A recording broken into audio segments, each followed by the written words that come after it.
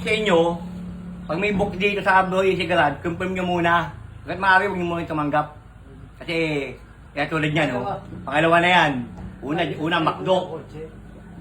Siyempre, ginawa niyo, babayaran naman. Tulad nito, wala akong ipapadala. Ano? Dumating, oh. Oo. Masahe mo dyan, Troops, sa ganyan. Papadelivery yata kotse, ah. Grabe na masahe mo sa mga nagaganyan, nananarantado. Kupal kayo.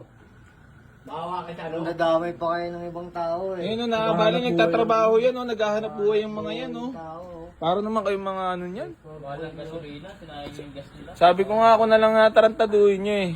Huwag na yung mga ganyang naghahanap buhay, oh. Nalaban ng patas, oh. Abala sa kanila yan, gasolina, tsaka oras nila, oh. Hindi naman, scripted yan. Ayan, pangalawa na yan.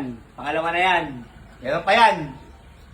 Baka di pa kayo magsawa, sige. Yung number mo, kung ikaw yung isang number, ipopos mo na namin yun, yung number mo. Para malaman na. At kinukuha namin yung number mo. Para maano ka. Tanga na, lakas naman ng tama nun. Wala naman tayong Alam mo, hindi na makukuha number mo, ha? Lala mo pa nga ang kinuha.